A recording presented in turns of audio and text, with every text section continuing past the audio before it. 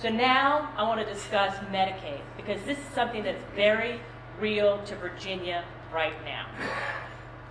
Medicaid is one of the cornerstones in PPACA of expanding coverage, and it's a leading budget item in most states. In Virginia, it's 22% of our general fund. If all states expand Medicaid, we could have an increase in numbers of 84 million. 84 million, what's that? We have 317 million Americans, so we're talking about 25% of Americans being on Medicaid. And states only receive 2 years of a fully funded federal subsidy at 100%. Then it goes down to 90%. And I just wanted to comment briefly on the federal government track record of holding true to their promises. Here's an example that was recently published where the government contracted with the Indian tribes, and I guess we might be the analogy for the Indian tribes in the future, to provide for medical services. They ran out of money and they refused to pay. So the Indian tribes sued, and this went all the way up to the Supreme Court. And the Supreme Court said, you're absolutely right, this is breach of contract. You need to pay the Indian tribes the money that was specified in the contract. So the federal government has paid some, but not all. And this has impacted healthcare significantly on the reservations. And the Congressional Research Services demonstrated or showed that the cost of unfunded federal mandates, just between 7-year interval between 1983 and 1990, cost local and state governments $8.9 billion. We can't hold that the federal government is going to keep its promise. This is just a brief map of who's expanding Medicaid currently and who's not. It basically falls along party lines of who you'd expect, the blue and the red. So Medicaid in Virginia, under our fearless leader, who I believe is getting inaugurated today. So we have 2 choices in Virginia currently. We can expand, plus or minus reform, or no expansion, only reform. So looking at Medicaid in Virginia 2012, we have 1 million recipients. If we expand, we're going to increase our numbers by approximately 40%. Currently, our budget for Medicaid is 22%, and if we increase in 2019, it's going to be at least 30%. This is going to crowd out items such as transportation or education, and it's not going to deliver on care. So last year, there was the MERC Committee, Medicaid Innovation and Reform Commission. There are 12 members. They met monthly to discuss whether or not to expand, and if they had voted to expand, we, Virginia, were supposed to expand. However, at their most recent meeting in mid-December, they did not take a vote, which is a good thing. Now it goes back to the state assembly. So, why reform Medicaid? Medicaid is similar to Obamacare. It costs too much and it doesn't deliver on patient care. It's an open-ended entitlement, and it's been devouring, as we see, states' budgets. There's no skin in the game by patients, so they don't have any incentive to control costs. And Dr. Bill Hazel estimated that fraud in Medicaid was 15%. That's a lot.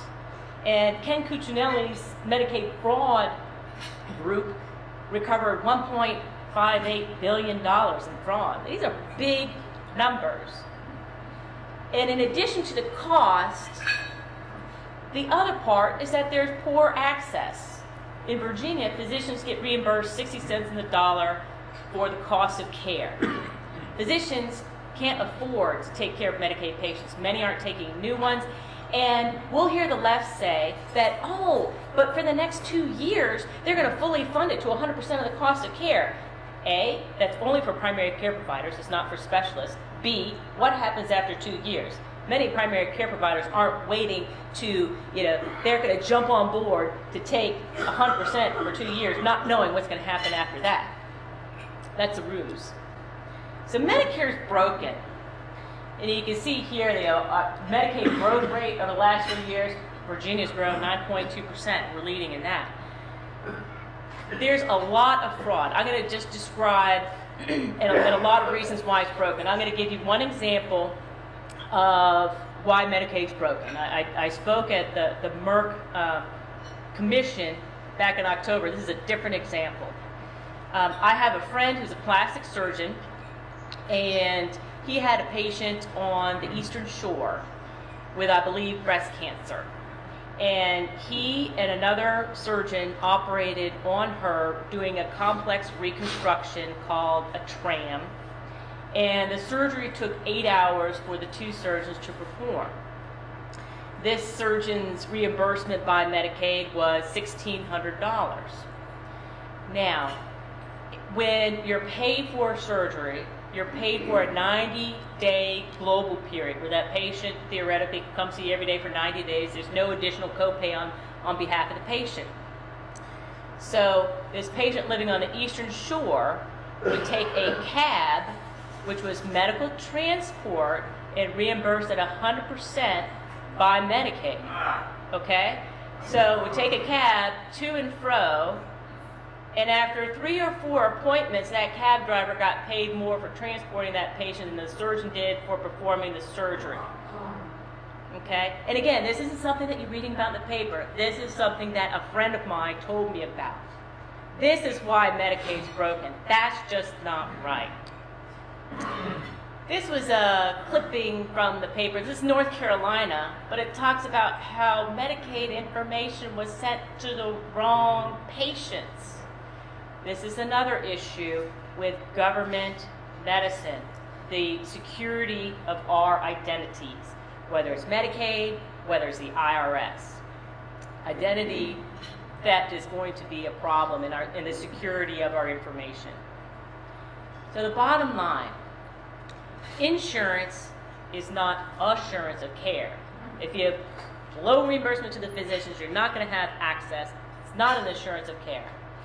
An insurance card does not equal care, but poor access does equal poor care. So, a couple of studies. This is one actually I had highlighted back in 2012. There was a study at UVA where they looked at patients with who had had surgical procedures, and they found that being on Medicaid was associated with a longer length of hospital stay, with higher hospital costs, and at higher risk of death. Now, you can possibly argue the results of any one study. Here's another study that just came out recently. In Oregon, they had a lottery to expand Medicaid. And this is a wonderful, actually, experiment. There was a lottery in 2008. And there are greater than 25,000 patients that were involved. These are big numbers.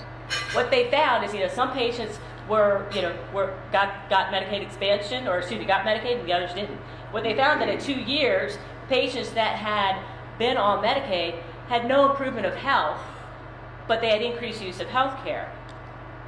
This was later updated, actually, within the last 2 weeks, that they also increased the use of ERs by 40%, or $120 per patient. This adds up. And this is for all range of conditions. This isn't just for acute, but this is for subacute things that don't need to be seen in the ER. And again, I just want to highlight there's no difference in the health whether you had a Medicaid card or not. So, if you have low reimbursement to primary care providers, you're going to have an increased wait for that patient to be seen by a primary care provider. That's been seen in demonstrated in several studies as well. So instead, we'll go to the emergency department to be treated for a sore throat. Obviously, it's much more expensive to be treated in the emergency department than it is to be treated in a primary care provider's office. But hey, if I don't have to pay a copay, if it's not my money, who cares? There's no skin in the game of the patients to take any control. So we see spiraling out of control of healthcare costs. So if we expand Medicaid in Virginia, we increase the cost burden to us. There's no increased access to the patients that need it.